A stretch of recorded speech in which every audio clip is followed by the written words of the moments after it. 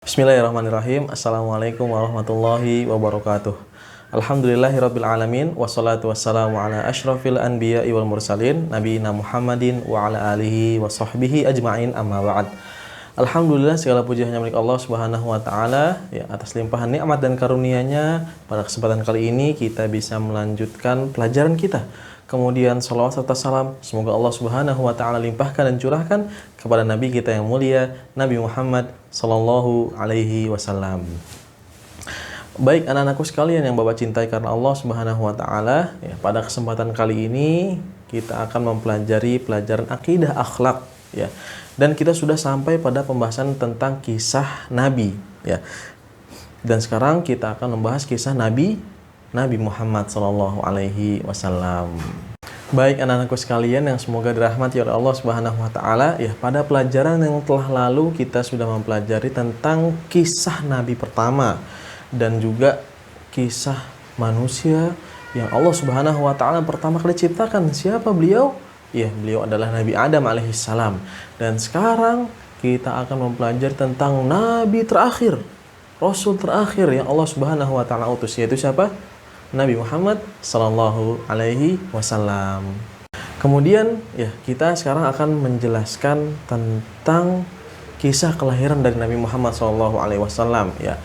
Pasti nih kalian sudah tahu nih kapan dan di mana Nabi Muhammad sallallahu alaihi wasallam dilahirkan, ya kan? Ya, kalau belum tahu dihafalkan ya. Nabi Muhammad sallallahu alaihi wasallam ya dilahirkan pada tanggal 12 Rabiul Awal tahun Gajah di kota Mekah ya. Namun ada yang menarik nih anak-anakku sekalian. Kenapa sih tahun kelahiran Nabi Muhammad SAW dinamakan tahun gajah? Iya, ternyata pada tahun tersebut ada kejadian yang luar biasa, di mana pasukan gajah yang dipimpin oleh Abraha ingin menyerang Ka'bah, ingin menghancurkan Ka'bah. Ya. Namun Allah Subhanahu Wa Taala ya lindungi Ka'bah dengan cara Allah Subhanahu wa taala mengirimkan burung-burung yang membawa kerikil dari api neraka ya. Membawanya sambil megang di tangan kemudian diparuh. Ya. Yang mana burung-burung tersebut melemparkan kerikil-kerikil tersebut kepada pasukan gajah sehingga pasukan gajah tersebut ya ketika terkena kerikil tersebut badannya habis, hangus ya, seakan-akan daun yang dimakan oleh ulat. Nah, kisah tersebut coba siapa yang tahu di antara kalian diabadikan oleh Allah Subhanahu wa taala dalam surat apa? Iya, betul, dalam surat Al-Fil ayat 1 sampai 5 yang tentunya kalian sudah hafal semuanya. Nah, anak-anakku sekalian nih yang Bapak cintai karena Allah Subhanahu wa taala, tahu nggak kalian kalau Nabi Muhammad SAW itu lahir ya dalam keadaan yatim, di mana ayah beliau ya wafat ketika beliau dalam keadaan di kandungan ibunya. Coba siapa yang tahu nama ayah beliau?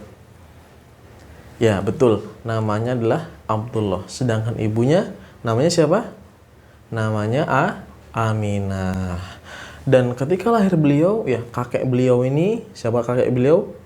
Namanya Abdul Muttalib. Ya, beliau sangat senang. Bahkan saking senangnya, beliau memberikan nama kepada Nabi Muhammad dengan nama apa?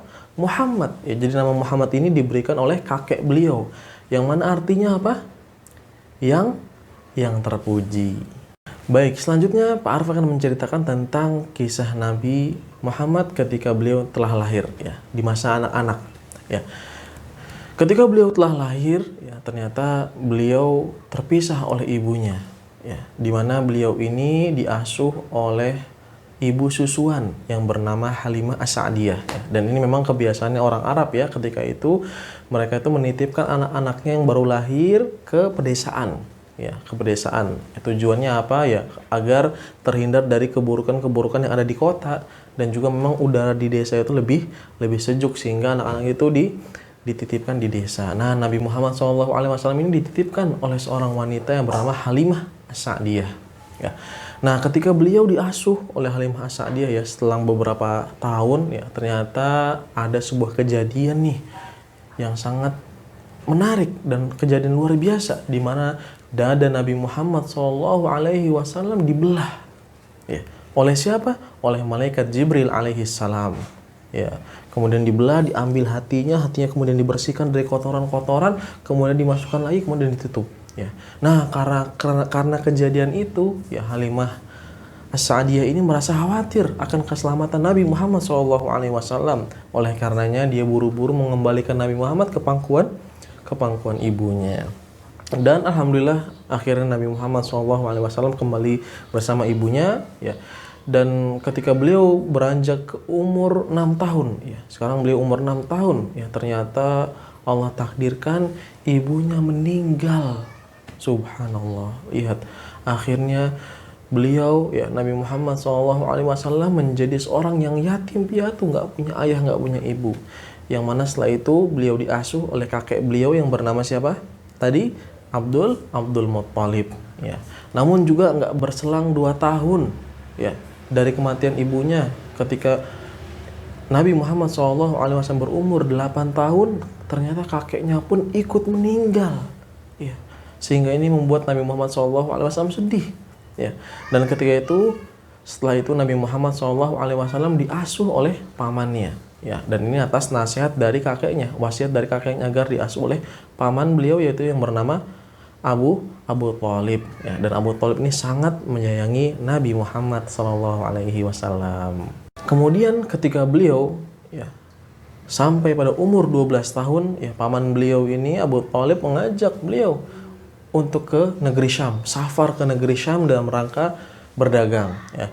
Namun di tengah-tengah perjalanan ternyata rombongan Abu Thalib ini bertemu dengan seorang rahib, ya, seorang pendeta, ya, rahib yang mana masih beriman kepada Allah Subhanahu wa taala yang bernama Bahira, ya. Dan ketika itu rahib tersebut, ya, mengundang rombongan Abu Thalib karena melihat keanehan yang ada pada rombongan Abu Thalib ini. Akhirnya mereka diundang makan-makan di rumahnya, ya, makan-makan jamuan di sana. Nah, kemudian ketika lagi makan-makan jamuan, ya, rahib tersebut, ya, pandangan tertuju kepada seorang anak kecil, ya, karena memang ketika itu hanya beliau yang satu-satunya seorang anak kecil, ya. Nabi Muhammad SAW akhirnya beliau penasaran, rahib tersebut penasaran, bertanya tentang anak kecil ini, ya, kepada Abu Thalib, ya. Akhirnya setelah beliau panjang lebar bertanya, dan beliau pun melihat, ya, ternyata pada diri Rasulullah SAW ada tanda kenabian, ya, ya, ada tanda kenabian, cap kenabian di pundak Nabi SAW, ya. Akhirnya rahib tersebut berwasiat menasihati pamannya Abu Thalib agar menjaga Nabi Muhammad SAW dan membawa pulang, ya. Jangan sampai orang-orang Yahudi tahu nih. Kenapa? Karena orang-orang Yahudi itu tahu sifat-sifat Nabi, ya. Dan kalau mereka tahu, mereka akan memberikan gangguan, ya, berbuat jelek kepada Nabi Muhammad SAW. Sehingga akhirnya paman beliau pun membawa kembali pulang Nabi Muhammad SAW.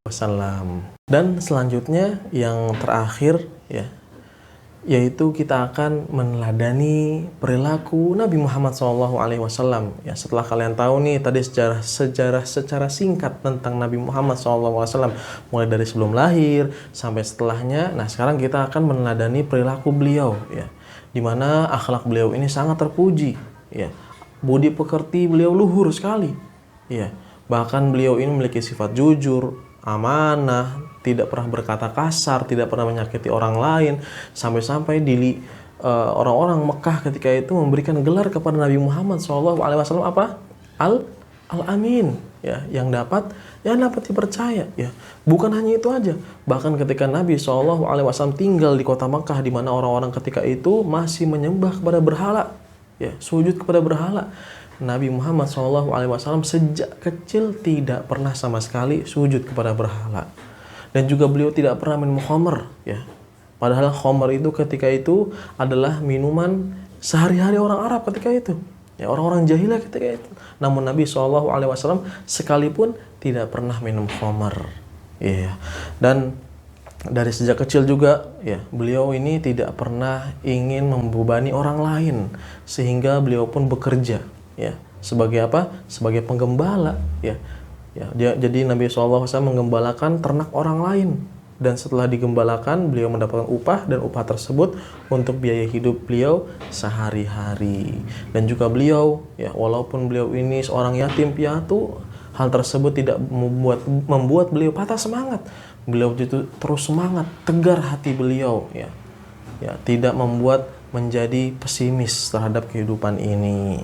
Ya, selain itu juga beliau rajin membantu orang lain yang kesusahan dan lain sebagainya ya. Perilaku terpuji yang tidak bisa Pak Arif sebutkan satu persatu ya tentang Nabi Muhammad SAW ya. Oleh karena dari sini ya mari kita sama-sama meneladani dan mencontoh mengikuti perilaku terpuji dari Rasul kita yang mulia Nabi Muhammad SAW. Baik, alhamdulillah selesai sudah pembahasan yang bisa Pak Arif sampaikan pada kesempatan kali ini ya. Mohon maaf apabila ada salah-salah kata ya. Semoga penjelasan ini bermanfaat buat kalian dan juga jangan lupa kalian untuk amalkan ya. Pak Arif tutup dengan bacaan kafaratul majlis. Subhanakallahumma bihamdik asyhadu an la ilaha illa anta astaghfiruka wa atubu ilaik. Assalamualaikum warahmatullahi wabarakatuh.